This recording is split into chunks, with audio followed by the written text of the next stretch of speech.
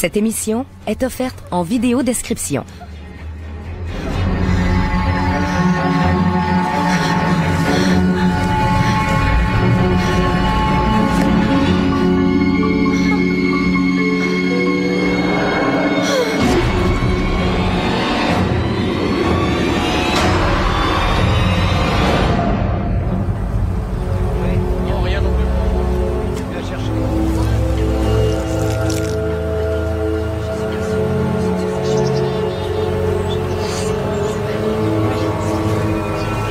Merci pour votre coopération, Monsieur Lane. Qu'avons-nous, George? Alors, le cadavre est celui d'Amy Goldham. Elle n'avait même pas 16 ans. Apparemment, elle serait sortie après le couvre-feu hier soir. Pourtant, aucune de ses camarades ne l'a vue. Du moins, c'est ce qu'elles disent. Qui l'a découverte? Samuel Lane, le surveillant. À 8 h ce matin. Et c'est lui qui l'a sortie du bassin. Merci, George. L'eau dans ses poumons indique qu'elle s'est noyée. Non sans qu'on l'ait d'abord coupée et griffée à maintes reprises. À moins peut-être qu'elle se soit fait ça en courant dans les bois pour échapper à un agresseur. Elle est morte il y a environ 8 heures, à en juger par sa lividité. Pourtant, aucune de ses entailles ne semble fatale. Alors que faisait-elle dans ce bassin? J'ai remarqué ceci. Une trace de chaussure, peut-être? Donc si elle s'est noyée, mais que quelqu'un l'a maintenue sous l'eau... C'est un meurtre. Nous avons annulé tous les cours d'aujourd'hui. Après un tel choc, nos élèves n'ont pas l'esprit à étudier. C'est compréhensible. Pauvre Amy, elle était si gentille, attentive en classe, prévenante envers les autres. L'innocence même, du moins en apparence. En apparence? Quel genre de jeune fille s'absente la nuit en étant aussi peu vêtue? Dans quelles circonstances avez-vous découvert son cadavre, Monsieur Lane? J'habite la remise à calèche au fond du parc et chaque matin je fais un petit tour d'inspection. Quand je l'ai sortie de l'eau, elle était glacée et j'ai compris qu'il était trop tard. Avez-vous averti ses parents? C'est compliqué.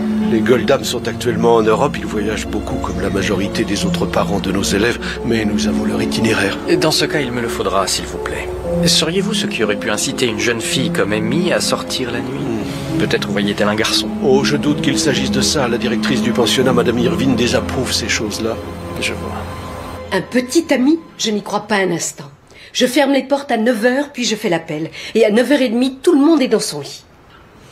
Donc, une fois que vous êtes couché, les filles se retrouvent sans surveillance? Pas complètement, inspecteur, car je ne dors que d'un œil.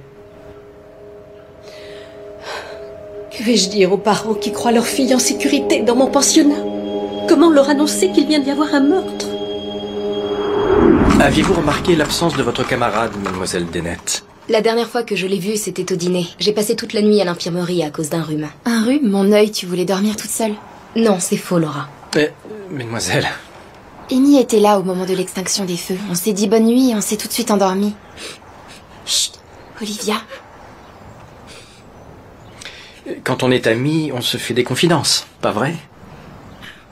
Écoutez, je ne suis pas là dans l'intention de vous attirer des ennuis. Je veux seulement savoir si Amy avait un secret. Honnêtement, on ignore pourquoi Amy est sortie sans nous prévenir. Mais c'était vers minuit, en tout cas. Ah. L'horloge a sonné les 12 coups et ensuite, j'ai entendu la 3e marche qui couinait. Madame Irvine ne la répare pas, ça la prévient quand quelqu'un tente de s'éclipser. Je vois. Et est-ce que ça arrive souvent, ces escapades nocturnes?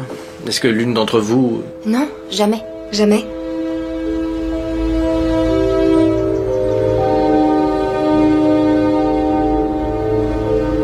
Très bien. Je vous remercie, mesdemoiselles. Vous pouvez rejoindre les autres.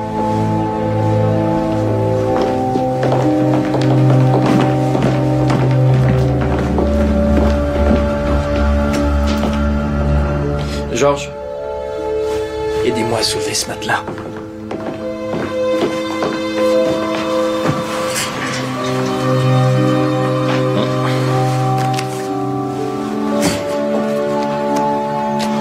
La vie secrète d'une jeune et jolie pensionnaire.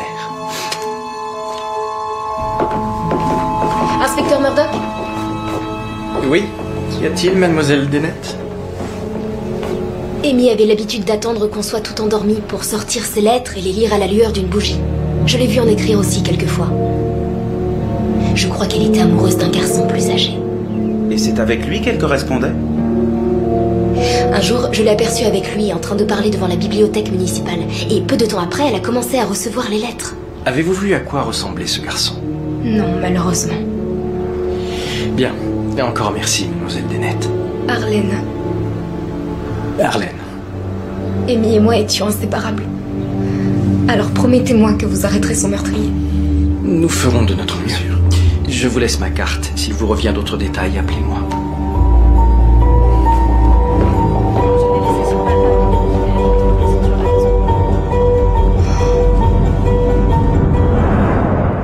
Quand je lis des niaiseries pareilles, ça me donne la nausée. Tenez, voilà une autre. Je sens encore ta chaleur couler en moi.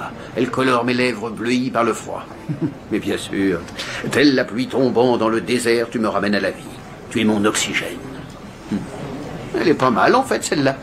Signé V, je suppose. Ouais, et tout aussi enflammée que les autres. Est-ce que plus jeune, vous écriviez des poèmes à vos amoureuses? Oh, je n'ai jamais été très doué pour ça. Et cela dit, je me souviens avoir été très fier de moi une fois où j'avais composé quelques vers en l'honneur de notre chien.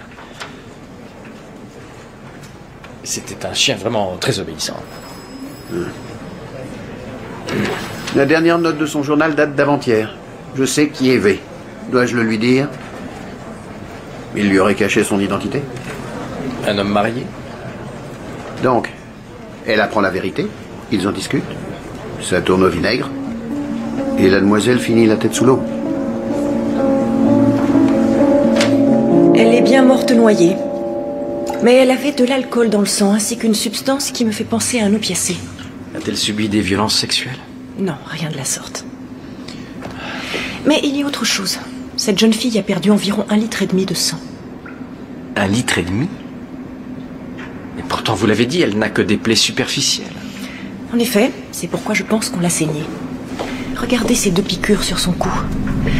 Elles s'enfoncent jusque dans la jugulaire. Et l'une est légèrement plus grosse que l'autre. D'après son journal intime, Amy avait pour habitude de quitter le pensionnat la nuit afin d'aller retrouver un homme mystérieux. Et mon intuition me dit que ses camarades en savent plus. Ça ne fait aucun doute. Une adolescente ne peut pas vivre une idylle secrète sans faire en sorte que toutes ses amies soient au courant. Soit, mais avouez que c'est bizarre. Pourquoi la saigner? C'est un vampire, ça tombe sous le sens. Et qu'est-ce que c'est que ça, un vampire? Une créature infâme, monsieur, un mort-vivant qui sort de son cercueil la nuit et qui n'a d'autre choix pour ralentir le processus de sa décomposition que de s'abreuver du sang des gens. Je me fais du souci pour lui. Un nouveau livre intitulé Dracula fait grand bruit ces derniers temps. Et il se trouve que ce livre est l'histoire Je d'un n'ai vampire. jamais lu une histoire aussi effrayante. Elle me rappelle un peu mon roman. Même si dans l'ensemble, je trouve la prose de Bram Stoker assez laborieuse. Bram Stoker? Bram Stoker, le patron du Lyceum Théâtre à Londres? Celui-là même. Donc un type qui passe son temps à recoudre les costumes de ses comédiens a écrit un bouquin, et vous en concluez qu'Amy Goldham a été tuée par un vampire? Il lui manque 1,5 litre de sang quand même. Et puis elle a des traces de morsure dans le cou. Je ne vous ai pas dit qu'on l'avait mordu, mais saigné, Georges. Ce n'est pas pareil. Vous devez savoir également que les vampires exercent une fascination hypnotique sur les femmes. Dans le livre, elles sont irrésistiblement attirées par Dracula et s'offrent à lui sans la moindre inhibition. C'est là qu'avec ses canines pointues, il les mord dans le cou et qu'il leur pompe le sang. C'est très sérieux. On a eu les loups-garous, les martiens, les fantômes. Aujourd'hui, ce sont les vampires. Qu'est-ce que vous nous réservez ensuite? L'abominable homme des neiges? Le Yeti est une créature de fiction. Sûrement inventée de toutes pièces par une personne ayant vu un Wendigo. D'ailleurs, ma tante Dahlia... Ce ne serait pas une fille de ce pensionnat?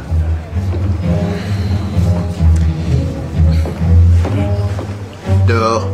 J'ai surpris 2 élèves de chez nous en train de parler du garçon mystérieux qu'Amy allait voir en cachette la nuit. Apparemment, il voyait une autre fille du pensionnat. Ah? De qui s'agit-il? Si je vous le dis, promettez-moi de ne rien répéter à Madame Irvine ou à Monsieur Lane. Voyez-vous, on m'a fait jurer de garder le secret, alors... Je comprends. Et moi, je considère que ce genre de promesse, c'est sacré. N'ai-je pas raison, inspecteur? C'est un peu comme, disons, comme 2 amants qui se promettraient fidélité. Oui, bien sûr. C'est Laura McFarlane. Elle aussi sort en douce pour voir ce garçon. Je parie que ça vient d'Arlène. Oui, eh bien, c'est une menteuse.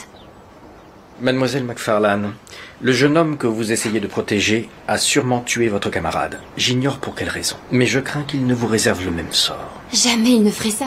Il est si romantique. Arlène est tout simplement jalouse. Elle voudrait le rencontrer aussi, mais il ne veut pas d'elle. Mademoiselle McFarlane, pourriez-vous ouvrir le col de votre chemisier? S'il vous plaît.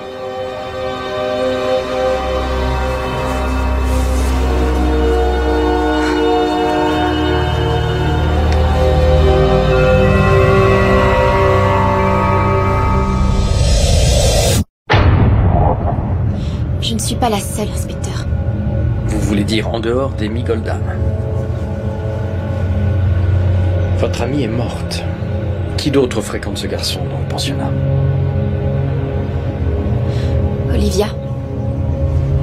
Olivia Cornell. Je vois. Décrivez-moi ce jeune homme. Je vais essayer. Il est d'une beauté exceptionnelle. Mais je ne garde de lui que des souvenirs diffus, comme si j'avais rêvé. J'aurais préféré une description un peu moins imagée. Est-il petit? Grand? Avez-vous remarqué chez lui des signes particuliers? Oui, en effet. Quand il vient me retrouver, il semble flotter au-dessus du sol. Je sais que je suis en danger et que je devrais partir en courant. Mais j'ai trop envie d'être avec lui. Il me plaît tellement, c'est plus fort que moi. Où ont lieu vos rencontres? Dans le cimetière près du pensionnat, à l'intérieur d'une chapelle funéraire. Et ces rendez-vous sont-ils fixés à l'avance? Oui, par courrier. Il m'écrit juste quelques lignes, en me demandant de le rejoindre tel ou tel soir. Et après, que se passe-t-il? Il me prend tendrement dans ses bras. Son souffle est chaud et je sens ses lèvres se poser au creux de mon cou. Comment vous expliquer? C'est comme un baiser, mais en mieux. Ensuite, il y enfonce délicatement ses dents. Ça pique un peu et tout à coup, je perds mes forces. À ce moment-là, il me prend dans ses bras et une fois que je reviens à moi... Je suis sur des pétales de rose au milieu de la chapelle funéraire. Il nous a choisis parmi toutes les autres. Amy, Olivia et moi. Mais pas Arlène. Non. Elle clame haut et fort qu'elle l'a rencontré, mais elle ment. Et franchement, c'est navrant. Arlène ne peut pas comprendre. S'il nous a choisis, c'est pour notre beauté. Et aussi pour notre sang. Votre sang? Bien sûr. Ça ne vous semble pas évident? C'est un vampire. Donc on a affaire à des hystériques. À des lectrices assidues, en tout cas. Le roman de Bram Stoker les a influencées, c'est certain. Mais il n'y a pas de vampire, pas vrai? Non, pas en tant que tel. Je pense que notre charmeur a recours au mythe du vampire dans le but d'abuser de ces jeunes filles. Pourtant, d'après le docteur Ogden, Amy Goldham n'a pas été violée. Quoi qu'il en soit, j'ai envoyé Laura McFarlane et Olivia Cornell voir le docteur Ogden qui va les examiner afin de vérifier qu'elles n'ont subi aucune sorte de violence. À part le fait qu'on leur ait pompé du sang, vous voulez dire? À part ça, bien évidemment. Messieurs, bonjour. Non, mais qui voilà donc? Patrick Glynn. Voyez-vous ça? Auriez-vous des commentaires au sujet de cette vague d'attaques de vampires au pensionnat épaisse? Nous n'enquêtons sur aucun vampire. J'ignore où vous êtes allé chercher ça. Non, ces jeunes filles sont très loquaces et ça ferait un papier très intéressant. Si vous publiez des foutaises pareilles, vous avez idée de la panique que vous allez provoquer? Ou vous vous en moquez? Comme d'habitude, vous avez raison. Le rôle de la presse n'est pas de semer la pagaille. Cela dit, merci de m'avoir confirmé les faits. On ne vous a rien confirmé du tout. Et on n'a jamais parlé de vampires.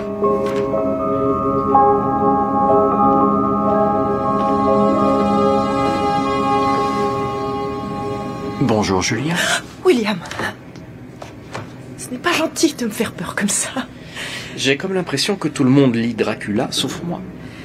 Et oui, que voulez-vous, ce roman est des plus fascinants. Je vois ça.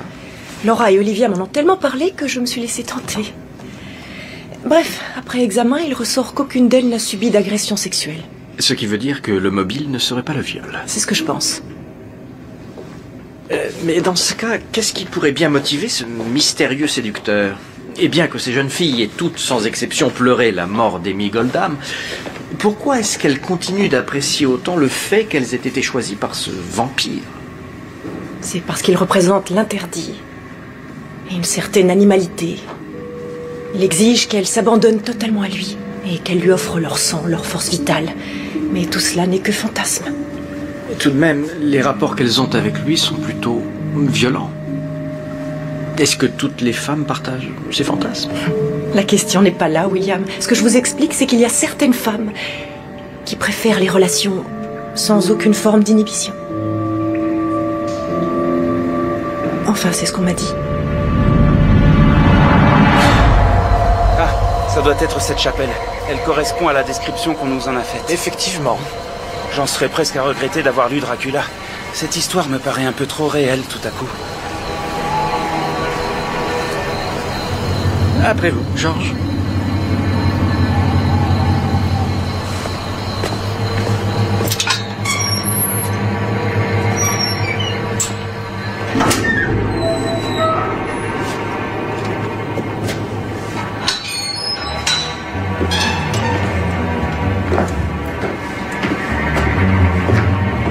Des pétales de rose. Exactement comme les filles l'ont dit. Pas de traces de sang en apparence. C'est peut-être parce que le vampire les retrouve ici, mais les saigne ailleurs.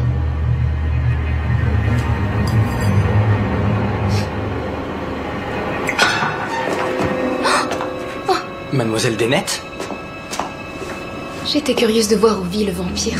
Je voulais lui demander pourquoi il n'a jamais porté son choix sur moi.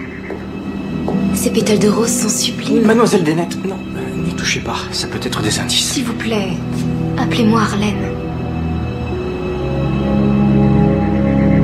Arlène, l'agent Crabtree, ici présent, va vous raccompagner au pensionnat. L'agent Crabtree? Oui. Mademoiselle Dennett, après vous.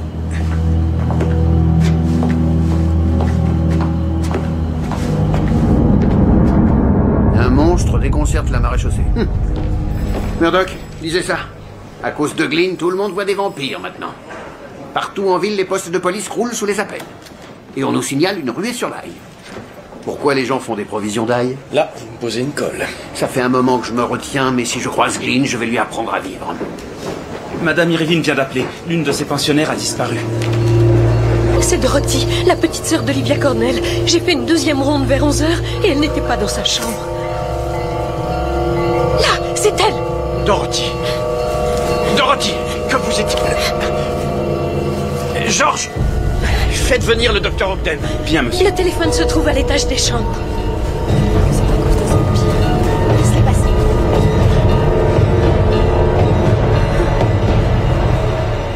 Selon toute vraisemblance, on l'a également saigné.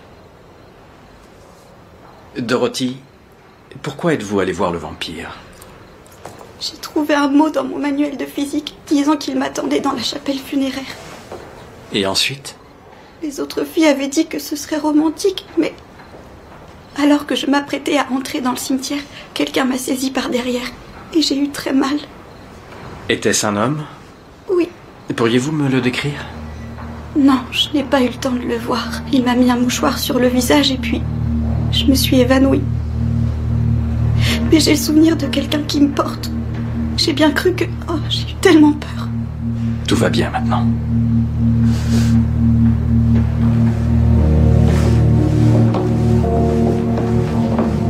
L'agresseur a changé de méthode. Oui, on dirait. Un inconnu qui vous chloroforme pour vous enlever, ça n'a rien de romantique. Non, il ne s'est même pas donné la peine de jouer les vampires. Un peu comme si cet homme était pressé. Pressé de se procurer du sang? Qu'est-ce que ça peut cacher?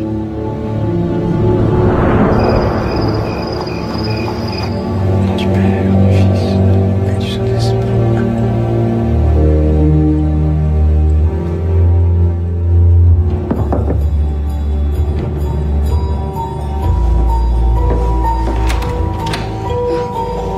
Inspecteur Murdoch.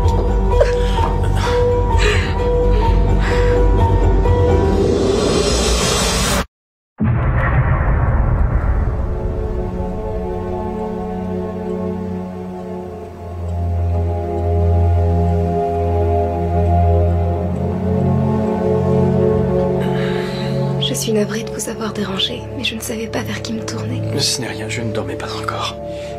Dites-moi ce qui vous est arrivé, plutôt. Je l'ai vu. Le vampire. Il m'a laissé un billet. Sur lequel il me prie de venir le rejoindre à la chapelle. Chère Arlène, l'heure est venue de nous rencontrer. Je t'attendrai ce soir dans la chapelle funéraire, signé V. Il m'a dit qu'il m'avait choisi pour ma beauté. Il s'est approché de moi et c'est à ce moment-là qu'il m'a mordu violemment dans le cou. Et ensuite, je crois que j'ai perdu connaissance. Inspecteur Murdoch, j'ai froid. Est-ce que vous voulez bien me serrer?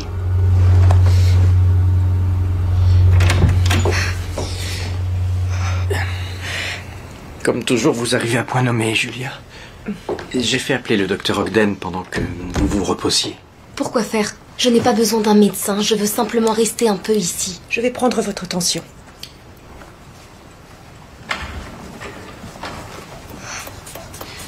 Docteur, regardez, les traces de piqûres sur son cou ne ressemblent pas à celles d'Amy. Vous n'êtes pas d'accord?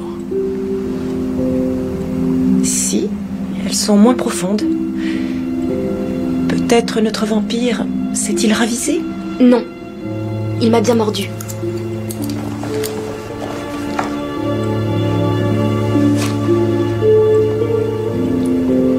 Arlène, serait-il possible que vous vous soyez fait ces 2 marques à l'aide de votre épingle à cheveux et que vous n'ayez jamais vu le moindre vampire?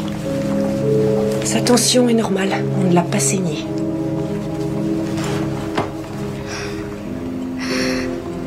Je voulais passer du temps avec vous. Mais apparemment, vous ne vous intéressez qu'aux filles qui se sont fait attaquer. J'ai l'impression d'être délaissée par rapport à elles. Un peu comme si j'étais devenue une personne insignifiante. Bon, eh bien, je crois que je vais prendre congé. Non, ne partez pas. Enfin, je veux dire... peut-être pourriez-vous veiller à ce qu'Arlène rejoigne sans encombre le pensionnat, en calèche.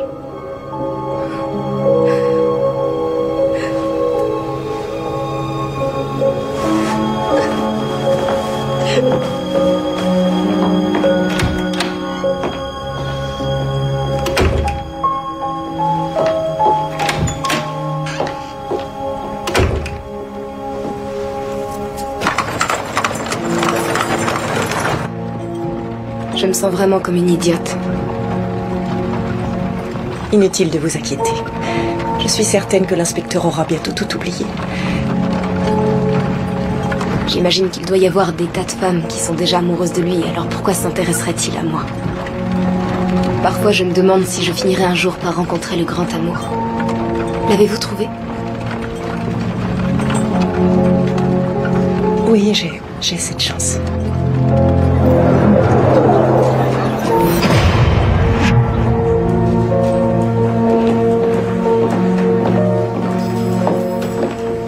Ah, Murdoch. Entre les fêlés qui pensent avoir vu des vampires et les détraqués qui affirment en être, tous les agents ont passé la nuit à intervenir aux 4 coins de la ville. Je vois, mais y a-t-il eu des attaques de vampires avérées? Des attaques de vampires avérées? Quelqu'un a parlé d'attaques de vampires? Je peux savoir combien, à peu près? Je devrais vous mettre une laisse avant que vous ne semiez encore la panique. Inspecteur Murdoch, pensez-vous bientôt arrêter cet être démoniaque? Pour être franc avec vous, en fait, à l'instant où je vous parle, il est dans une de nos cellules où il se repose de sa longue nuit.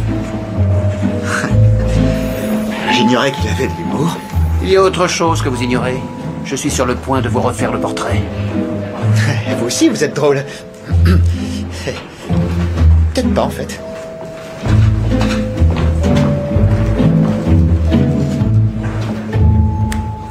Monsieur, on a reçu ça des archives du poste numéro 5. Une tentative d'agression sexuelle a eu lieu au pensionnat Tepes il y a 3 ans. La victime s'appelait Gail Baxter et elle a reconnu qui l'avait attaquée.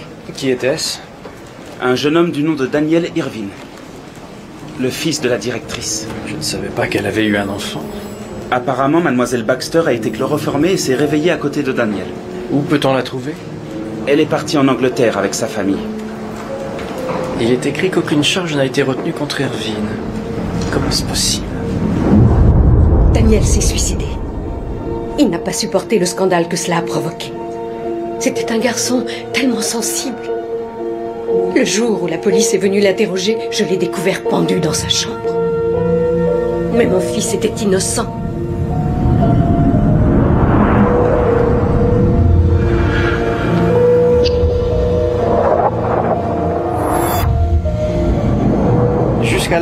dire de celles qui l'ont rencontré, le prétendu vampire ne s'est jamais servi de chloroforme pour les endormir. Mais l'homme qui a attaqué Dorothy hier soir, si. Comme dans cette histoire d'il y a 3 ans. Mais le suspect Irvine est mort et enterré. Oui, j'ai vu son certificat de décès. Alors en quoi tout cela est lié? Messieurs, je pense avoir élucidé l'affaire. La famille Tepes a quitté la Moldavie et ses montagnes infestées de vampires en 1850 pour s'installer au Canada, où le père Alexander fonda le pensionnat Tepes en 1858. Or, je suis convaincu que les membres de cette famille sont en réalité des vampires.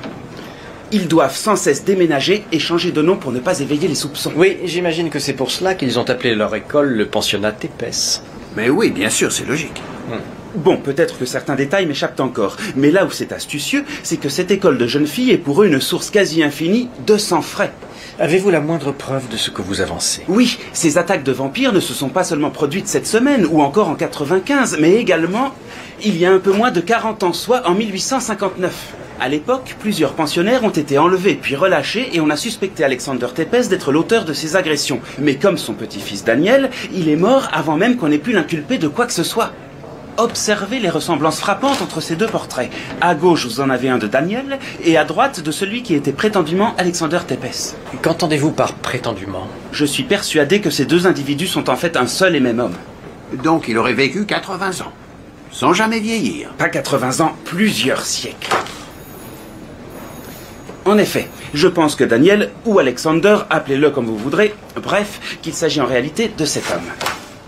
Vlad l'Empaleur. De son vrai nom, Vlad Draculia. Vampire ô combien célèbre. Là encore, notez la ressemblance physique. Ce à quoi j'ajouterai que Tsepesh signifie en roumain l'empaleur. Bon, venez-en au fait, Crabtree. Messieurs, Alexander Tepes est mort depuis 40 ans, mais je parie que nos témoins pourront l'identifier comme étant leur agresseur. Oui, c'est bien lui. C'est lui. Il y a un moyen très simple de confirmer ma théorie.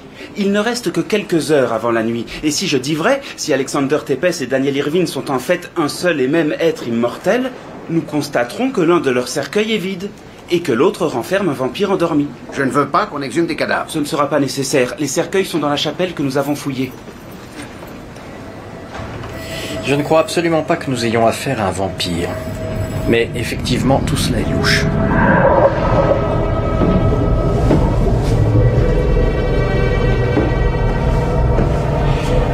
Apparemment, Alexander Tepes repose en paix, Georges. Ça ne veut rien dire, ça pourrait être n'importe qui.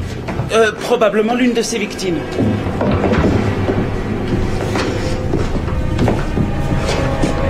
Nom d'un petit bonhomme. C'est quoi cette bête? Un chien? Sans doute. En tout cas, ce n'est certainement pas la dépouille de Daniel Irvine. Comment pourrais-je l'expliquer? Je ne sais pas ce qui s'est passé. Votre fils est toujours en vie, n'est-ce pas, Madame Irvine? Je sais bien ce que j'ai vu. C'est moi qui ai décroché son corps sans vie. Je l'ai pris dans mes bras. À part vous, qui d'autre était présent? Mon époux, que Dieu ait son âme. Nous avons appelé un médecin qui a constaté le décès, puis la police est arrivée. C'est tout ce qu'il y a à en dire. Le corps a-t-il été présenté lors des funérailles? Non, j'ai refusé. C'était trop éprouvant. Inspecteur, la sépulture de mon fils unique a été profanée. Comment son âme trouvera-t-elle la paix? Est-ce qu'on peut se fier à sa version? Je ne pense pas, monsieur. À mon avis, elle a aidé Daniel à mettre en scène son suicide pour lui éviter la prison. Et pourquoi, en voyant son portrait, les filles ont dit que c'était Alexander Tepes qui les avait attaqués? Entre parents, on se ressemble. Soit. Et comment Daniel aurait pu feindre sa mort? On ne l'a pas autopsié? Si la cause du décès paraissait évidente au médecin qui a examiné le Il y a corps... besoin d'autopsie, alors. Et un certificat de décès en bonne et due forme suffisait à convaincre les policiers venus arrêter Daniel. Tu parles d'une bande de tirs au flanc. Qui a signé ce certificat? Il s'agit du docteur Lucas Harwick. J'ai demandé à Georges de nous le trouver et... Ça va être difficile. Il s'est fait suspendre du Collège des médecins et chirurgiens de l'Ontario en 1894. Et personne ne sait ce qu'il est devenu depuis. Pourquoi l'a-t-on suspendu? Faute professionnelle, mais le rapport officiel est incomplet. Pas étonnant. Les toubibs se couvrent entre eux. Tout le monde le sait. En tout cas, je n'ai trouvé aucun Lucas Harwick au bureau de l'état civil. Il a peut-être refait sa vie. Docteur Harwick? Non, ça ne me dit rien. En quoi vous intéresse-t-il? Je pense qu'il a fait un faux certificat de décès pour le jeune homme qui est au centre de notre enquête. Ah, en d'autres termes, vous et vos hommes êtes à la recherche d'un suspect fantôme, si je puis dire. Oui, excellent. Écoutez, je vais tâcher de me renseigner sur ce docteur Harwick. Merci, docteur. Mais je vous en prie, William.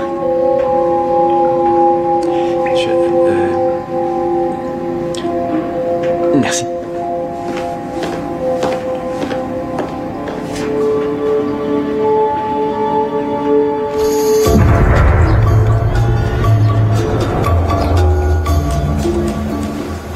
Docteur Garland. Darcy. Bonjour. Julia m'a dit hier soir que vous cherchez le docteur Harwick. Oui, en effet. Entrez, je vous en prie.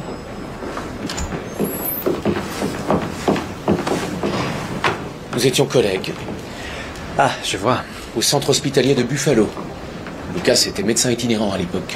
Il faisait des recherches sur les réponses immunitaires du sérum sanguin. Mais il avait d'autres ambitions. Lesquelles? Il pensait avoir trouvé quelle était la faille dans les traitements par transfusion sanguine. Malheureusement, il avait tort. Non. À propos de quoi? Il a effectué une transfusion d'un sujet A vers un sujet B, sans qu'il y ait de réponse immunitaire. Mais quand il a inversé les rôles du donneur et du receveur, le sujet A est mort. Son corps a rejeté le sang. Sauriez-vous par hasard où il est en ce moment? On dit qu'il travaillerait dans l'enseignement. Pourtant, il était têtu comme une mule. Et je m'attendais à ce que malgré tout cela, il continue ses travaux pour valider les théories de Lane sur la transfusion sanguine. Les théories de Lane? Oui, Samuel Armstrong Lane, le premier à avoir soigné des hémophiles par transfusion, en 1840, je crois. Ce nom vous est familier? Le surveillant du pensionnat Tepes s'est présenté à nous comme étant Samuel Lane. George, téléphonez à l'hôpital de Toronto afin de savoir si Daniel Irving a été soigné pour hémophilie. Oui.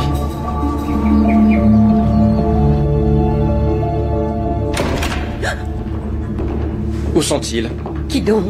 Votre fils est le docteur Lucas Harwick, ou Samuel Lane, comme il se fait appeler aujourd'hui. Mon fils est décédé. Il est hémophile, et c'est lui qui enlève vos pensionnaires avec la complicité du docteur Harwick, qui leur prélève du sang afin d'effectuer des transfusions. Vous avez mis en scène la mort de Daniel pour lui éviter la prison, parce que vous saviez que sa maladie le tuerait. Où sont-ils, madame?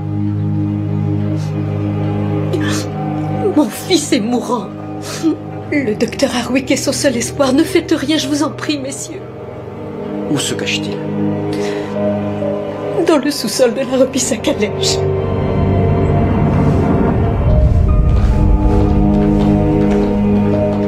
Le sang de cet homme n'est pas compatible, madame. Ils savent tout, Lucas. Docteur Harwick, où est Daniel?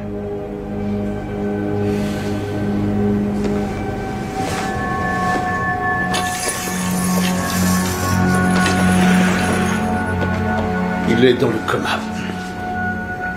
Quand il a su qu'Amy était morte, il s'est ouvert les veines. Il l'aimait. Il ne voulait plus que d'autres souffrent par sa faute. Voilà qui explique la recrudescence de ses attaques. Il vous fallait plus de sang pour remédier à l'hémorragie. Tout le monde n'est pas compatible.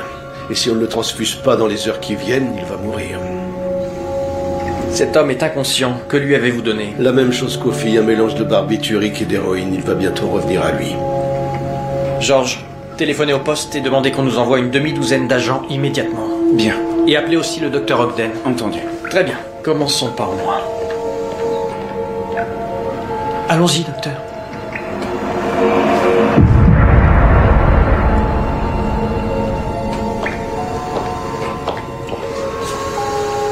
Pas plus d'un demi-litre à la fois, docteur Harwick. Et je veux bien être la suivante si je suis compatible.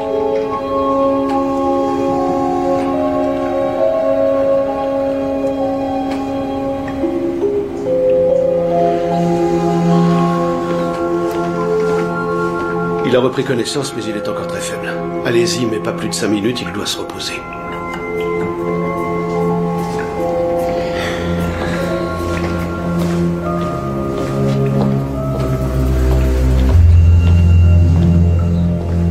Daniel, je suis l'inspecteur Murdoch. Dites-moi ce qui s'est passé le soir où Amy Goldham est morte. Elle s'est réveillée. Ici. pendant l'opération de transfusion. Elle a paniqué. Elle a arraché le tuyau de son cou et elle est partie en courant. Alors, je me suis lancé à sa poursuite. Je lui devais une explication. Où était le docteur Harwick? Dans la chapelle funéraire. Il mettait en place les pétales de rose en attendant que je ramène Amy. Et vous l'avez suivi. Mais ensuite, vous l'avez poussée dans le bassin? Non. Elle s'est agenouillée près de l'eau. Et elle s'est effondrée. Un évanouissement provoqué par la perte de sang et l'épuisement. Pourquoi ne l'avez-vous pas sauvée? C'est ce que j'ai fait. Je l'ai sortie de l'eau et je l'ai mise sur le dos. Et ensuite, j'ai couru prévenir le docteur Harwick. Il m'y respirait encore quand je suis parti. Je vous le jure. Quelqu'un l'a replongée dans le bassin et l'a maintenue sous l'eau avec son pied. Qui a fait ça? Le docteur Harwick? Non. Je l'ai trouvé ici. J'ai essayé de lui expliquer ce qui s'était passé. J'étais tellement faible que je me suis évanoui. Et il a dû rester là pour s'occuper de moi. Sinon, j'allais mourir. Mais alors, qui donc a tué Amy? Ce n'est pas votre fils qui a noyé Mademoiselle Goldham, ni le docteur Harwick. Je ne vois donc qu'une seule autre personne qui aurait pu se sentir menacée par ce qu'avait découvert Amy. Et c'est vous, n'est-ce pas, Madame Irvine? Moi? Non, je suis innocente. Vous aviez pourtant une excellente raison de le faire. La survie de votre fils. La vérité sur les expériences menées par Harwick ne devait pas apparaître. Jamais je n'aurais fait ça, même si ça avait pu sauver la vie de Daniel. Vous avez fait croire qu'il s'était suicidé. Parce que vous aimez votre fils. Et vous feriez tout pour le protéger. Avant Amy, aucune fille n'avait encore souffert. J'avais bien insisté sur ce point. Et si le docteur Harwick n'avait pas accepté mes conditions, alors j'aurais laissé mon fils mourir. Pourtant, quelqu'un a retourné Amy pour qu'elle se noie dans ce bassin. Et si ce n'est ni vous, ni Daniel, ni le docteur Harwick, alors qui? Je ne sais pas qui aurait pu vouloir du mal à une fille aussi adorable. La plus populaire de tout le pensionnat, qui plus est. De tout le pensionnat? Mais elle ne l'a pas toujours été, je me trompe?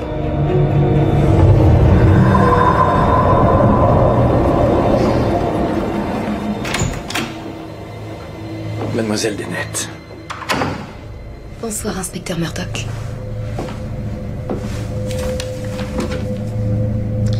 Arlène, qui a vraiment rédigé ce billet? Si vous voulez tout savoir, c'est moi. Et j'ai honte d'avoir fait ça. Sincèrement. Il se trouve que j'ai comparé cette écriture aux notes consignées dans le journal intime d'Amy. C'est elle qui l'a laissée dans vos affaires. Et vous avez cru que ça venait du vampire. Pourquoi Amy a-t-elle fait ça? Pendant longtemps, vous êtes restée la fille la plus populaire du pensionnat. Et donc, vous n'avez pas compris pourquoi ce vampire ne s'intéressait nullement à vous. Est-ce que j'ai raison? Oui. Amy et vous étiez de bonnes camarades? Les meilleurs qui soient. Mais tout cela a changé quand elle a rencontré ce mystérieux jeune homme, n'est-ce pas? Soudain, les autres filles se sont prises d'admiration pour elle. Ce qui a déclenché votre jalousie. Après tout, vous étiez la plus jolie.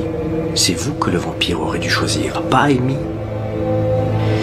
Je suppose que vos relations se sont vite dégradées à partir de ce moment-là. Et que c'est la raison pour laquelle elle vous a joué ce mauvais tour.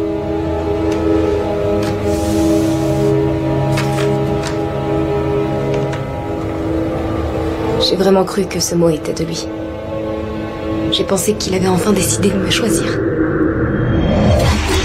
Vous êtes donc allé retrouver le vampire dans la chapelle, pleine d'attente. Mais il n'était pas là. Et plutôt que d'avouer votre déconvenue, vous avez dit aux autres que vous l'aviez vu. Mais elle connaissait toute la vérité, et vous avez été humilié. Je ne la croyais pas capable d'une chose pareille. Moi, jamais je n'aurais pu lui faire un coup aussi tordu. Jamais! C'est pour ça que vous avez passé la nuit à l'infirmerie. Vous aviez l'intention de dénoncer Amy à la directrice une fois qu'elle rentrerait de son rendez-vous. Mais vous ne pouviez pas attendre. Alors vous êtes sorti. Juste à temps pour apercevoir Amy tomber dans le bassin, puis Daniel l'en extraire avant de partir en courant. Vous avez alors vu là l'occasion de vous venger d'Amy, de laver l'humiliation qu'elle vous avait fait subir. et de redevenir la fille la plus populaire du pensionnat.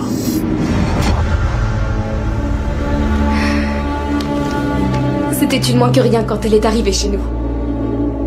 Dès qu'elle sortait de notre chambre, elle avait peur. C'est moi qui lui ai proposé d'être son amie. Je la protégeais des autres. Elle est devenue populaire uniquement parce que moi j'étais populaire. Comment est-ce qu'elle a pu me faire ça? J'étais devenue la risée de l'école. Elle m'a couverte de ridicule.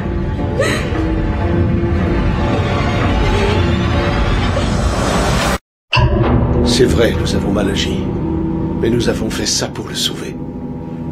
Tout comme Daniel, son grand-père était hémophile et il est mort lors d'une transfusion. Ce qui explique les enlèvements que l'on avait signalés au pensionnat il y a 40 ans. Toujours est-il que, après son père, Madame Irvine refusait de perdre son fils.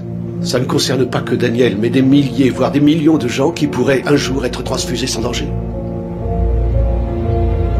Je pense que ce jour est proche, Dr. Harwick. Mais vous serez en prison quand il viendra.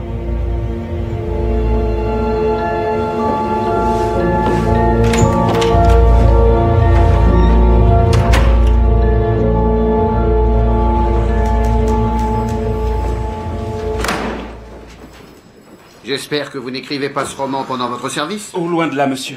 Pour tout vous dire, je n'écris même plus rien. En fait, je suis arrivé à un passage où la tension est maximale, mais je bute sur la fin. Eh ben, trouvez-la parce que tout ça commence à me courir sur le haricot. Bonsoir, Murdoch. Bonsoir, monsieur. Peut-être devriez-vous introduire un élément dramatique créant la surprise. Une sorte de coup de théâtre. Comment ça? Vous pourriez, par exemple, faire en sorte que le méchant ne soit pas celui auquel on s'attend. Vous voyez? Bon.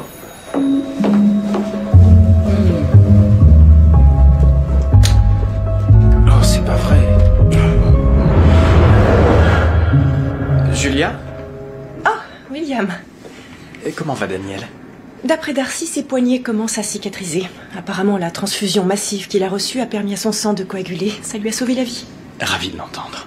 Et qu'en est-il de cette jeune écolière, Harlem? Ses parents ont engagé une armée d'avocats hors de prix pour préparer sa défense. Aussi, je crois qu'elle évitera la pendaison. Je la trouve assez maligne pour son âge. Feindre l'innocence et la vulnérabilité, une ruse couramment utilisée par les femmes lorsqu'elles veulent charmer un homme. Ah oui? Eh bien, je ne m'étais pas aperçu qu'elle jouait à ce jeu-là avec moi. Je veux bien le croire. Mais n'est-ce pas là le principe de la parade nuptiale? Les femmes envoient des signaux auxquels les hommes doivent réagir. Elles rejettent leurs cheveux en arrière, révélant ainsi leur nuque et donc leur part de vulnérabilité. D'où leur réaction viscérale aux morsures de vampires, à leurs canines et tout ce qui entoure la légende. Oui, c'est tout à fait ça. L'attrait provoqué par un regard soutenu, profond et enflammé. Le message ne peut pas être plus explicite.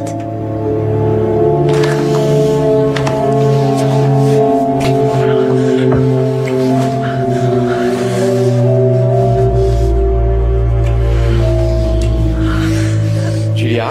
Darcy! Avez-vous pensé à l'inspecteur? Comment ça? Pour son enveloppe. Oh, pardon, oui, elle est là. J'ai failli oublier. William, Tenez. C'est le faire-part de notre mariage. Eh oui, je vois ça.